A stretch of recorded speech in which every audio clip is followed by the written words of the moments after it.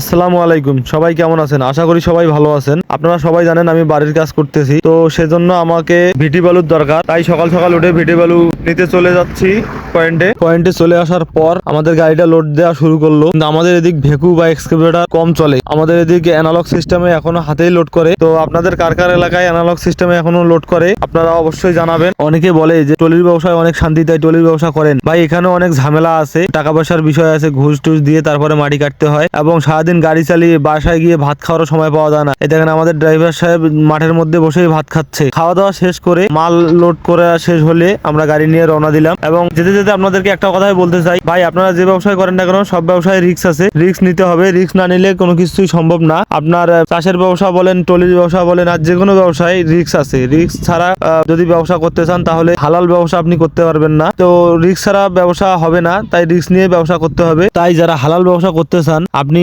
চাষের ব্যবসা করেন বা টলির ব্যবসা করেন, মানে যে ব্যবসায় করেন না কেন বসে না থেকে আজকেই শুরু করে দেন। কারণ যদি আপনি ওই শুরু করব খালি করতে থাকেন তাহলে আর এই সালে আপনাকে ব্যবসা শুরু করা লাগবে না। কারণ যত দিন যাবে তত গাড়ির দাম বাড়তেছে, সবকিছুই বাড়তেছে। অবশেষে চলে আসলাম আমাদের বাড়িতে আসার পর রাস্তা থেকে গাড়িটা নামানোর সময় দেখেন ড্রাইভারের কাণ্ড। তো আপনি এই ড্রাইভারকে 100-এর মধ্যে কত দিবেন তাও জানিয়ে দিতে পারেন কমেন্ট বক্সে। তো গাড়িটা নামানোর পর আমাদের বাসার বিল্ডিং এর ভিতরে ঢুকানো হবে। তো আমরা অবশ্য বিল্ডিং এর ভিতরে যাতে ডাইরেক্ট মাটি ঢুকাইতে পারি, টলি ঢুকাইতে পারি, এই কারণে আমি এক সাইডে গাতি নাই আর কি।